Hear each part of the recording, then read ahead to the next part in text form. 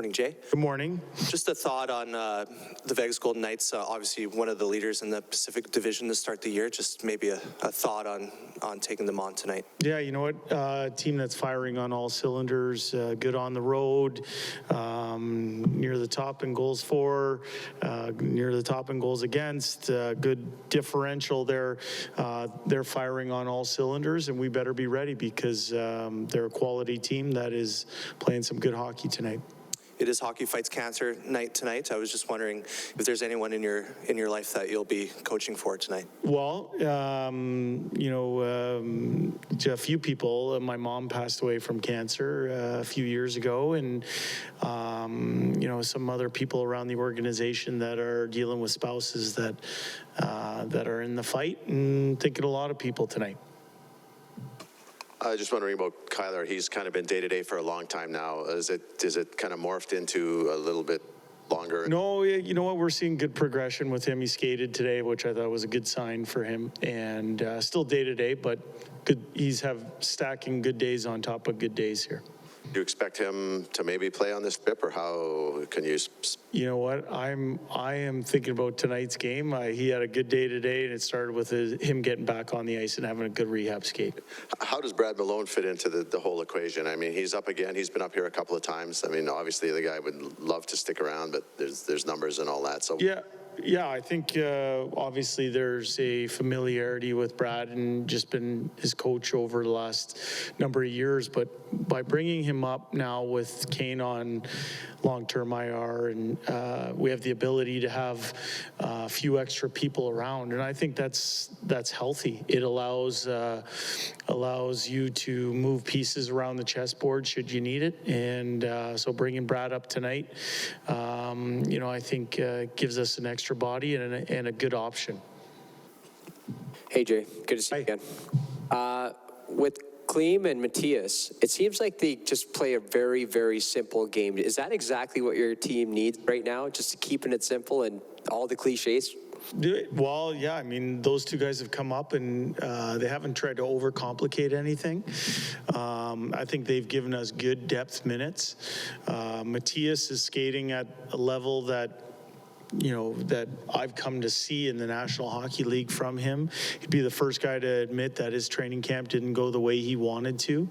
He went through waivers. He went down to Bakersfield. He worked at his game, and he's come up with some purpose to his game. And I like that word that you use, simple. For Costin, he's somebody who is, you know, trying to establish himself in a new organization. And I think he's been painted a picture of exactly what we need from him. And he's shown well in his first two games. So it's small sample size, but a good first two games for him. I know you already talked about the Golden Knights, but one more question on them. They have 9 double-digit point scores already this season. Can you talk about their ability to bring it at you in waves? Yeah, I mean, they're a good team. As I said, they're firing on all cylinders. A lot of things are going right for them, and that's a credit to all the work that they've put in. We better be on our toes tonight, because as you said, they're deep and they're playing well. Jay, with goaltenders, Stewart has got a 3-4 record, but he's got a .932 save percentage, and whereas Jack, you know, says his game's not where it is, and he's won 6 games with a goal average is nowhere near that. So is that just the way it works in hockey? Not much run support for Stu when he plays, and more when Jack plays. Yeah, I don't know if there's a hard and fast rule for that. That's the way it's played out. I think for Jack, and talking about Jack, that an underrated stat for goaltenders is finding ways to win games. So good on Jack that he's won that many, and you know, there's parts of his game that he's working at, and he's had a good week here to really focus on finer parts of his own individual game. And yeah, I mean, it runs almost counterintuitive, the stats that you mentioned, but it is what it is. That's how it's played out. And what have you seen from Stu playing against NHL players that's better, say, than it was before? Is it reading the plays? Was that what normally happens with a goaltender? Well, if you remember when Dave and I came up from Bakersfield last year, Stu actually played in the second game. It was in San Jose, and he shut that team out, and then we sent him down because we had Mike coming back, and obviously Koski was still going. So I got to see him shut a team out in the NHL, and just based out of necessity, he came up when Mikko got sick a few times and stuff like that. But for me, what I see is somebody who's hit every developmental step along the way. It hasn't always gone like this. There's been learning moments to his path, and I see somebody who looks confident in the net, gives his team a chance to win every night, makes the right save at the right time, and it's a credit to him because he's put in a lot of work to be in that position.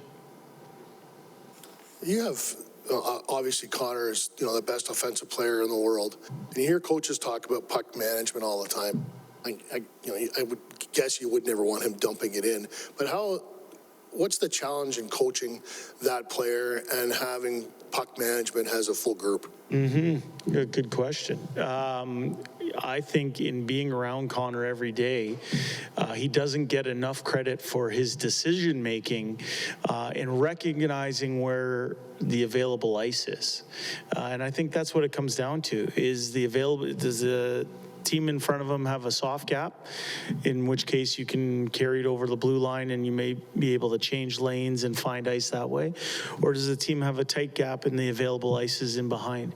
I think Connor does have the ability to give up the puck if he has to, but because of his speed, he can force D-men to turn, which is essential in puck management, getting the other team's D-core to turn and solve a problem.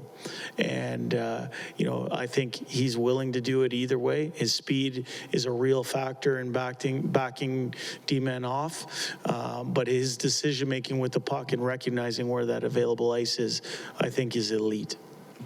Jay, I meant more just has the whole group. Obviously, there's got to be that balance between, you can't coach everybody the same. Oh, yeah. Well, I mean, he's the best. You said the best offensive player in the world. I think he's the best hockey player in the world. Do you make allowances for his talent? Of course. There's a difference between sameness and fairness. We have an idea of how we want to play, and then we recognize the tools that we have at our disposal. And we got some good ones, some really good ones. And that said, puck management's still key to any team game in finding ways to solve a great team like the Vegas Golden Knights. Jay, you got Connor killing penalties. Is that just a natural evolution? Lots of teams now play their best players also killing penalties, and Leon has done it. Is that just natural evolution, or in the past, have you thought he plays enough 5-on-5 on the power play, I don't need him killing a penalty too? Yeah, sometimes you got to have a feel for how the game's going. If it's all penalties, you don't want some of your top players sitting on the bench for long periods of time. I think in the last 4 or 5 games, we've made some adjustments, and I think some of the adjustments we've made suit someone who skates as well as Connor does on the penalty kill. And for me, because he's such a good offensive player, he understands where the puck is going. So those are attributes of a really good penalty killer. So try not to overuse him. His minutes have kind of been around the same amount. It's just, a feel for what's happening in the game. And I've liked what I've seen since we've introduced him at the start of the kills. Earlier in the year, we used him at the back end of kills with Kane. Now we've used him a little bit more often at the start of kills. Thanks, guys.